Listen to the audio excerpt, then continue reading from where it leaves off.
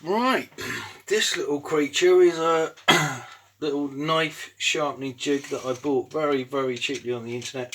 And it, obviously the more money you spend, the better. This is a particularly cheap one, and it has proved to be a little bit, well, it's worn out fairly quickly. Some of the plastics are broken, and as you can see by the zip strip that I've put on everything.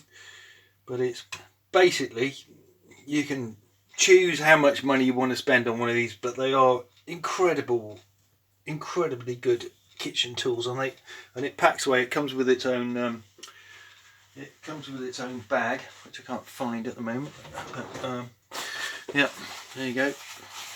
It's all packed away, sits in the drawer, out of the way when you don't need it. But if you've got as many knives as I have, it's good to have a nice little sharpener in the house. I will be buying a better quality one in the future, but I'm just demonstrating how easy it is to look after your knives in the kitchen. Right, I've got a set of the stones that I use for sharpening my knives.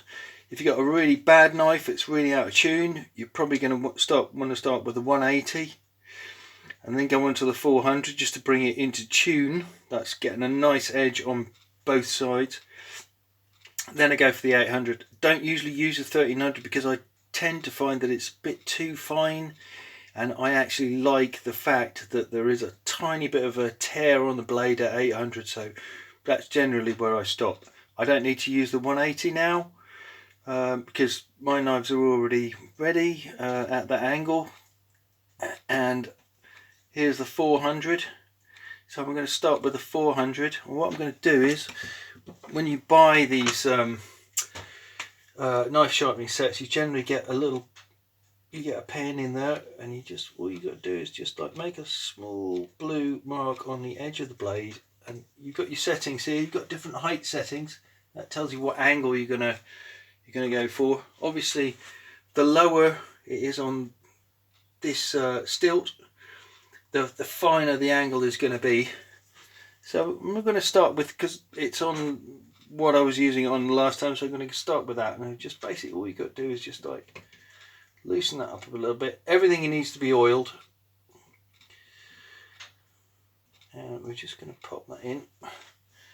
You can wash these stones in the sink with just general washing up liquid detergent, and it gets all the crap off, all the old metal paste that was left on there from the last time, whatever in the process. Maybe tighten that up nicely and just have a quick look and just see.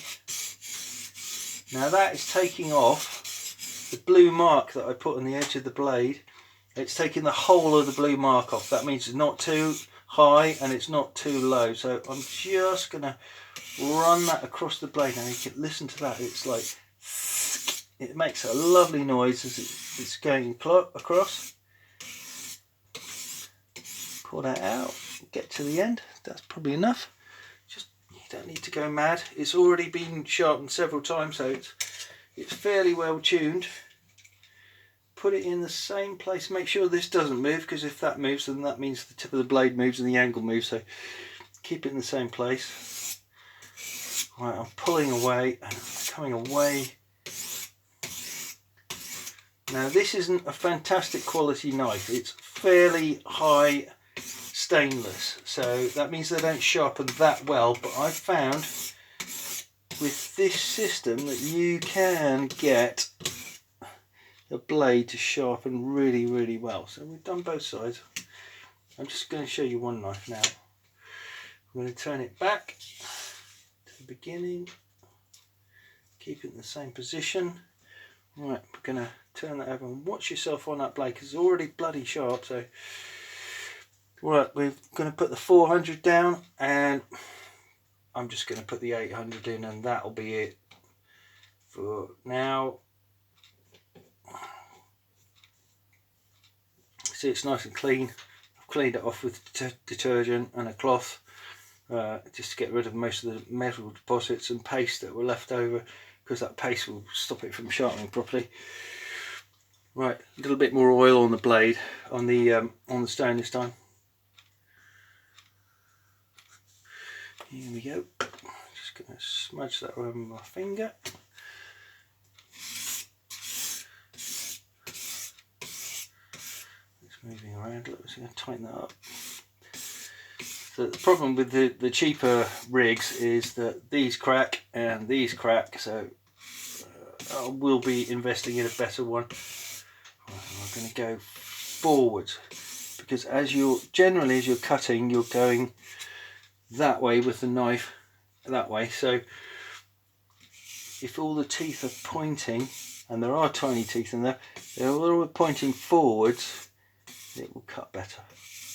So I can feel that I've taken off the grade. You can hear it's different. You've taken off the grade from before, the 400.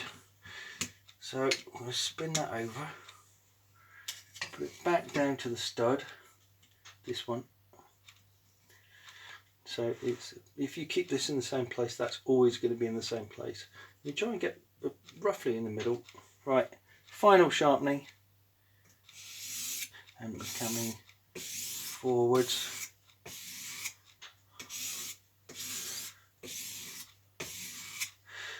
One, two, three, four.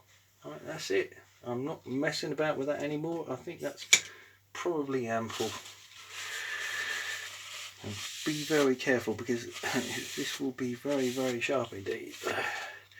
So just gently touch that with my finger. I know that is like fantastic, great, everything you need in the kitchen, super sharp. It's more than sharp enough for general use.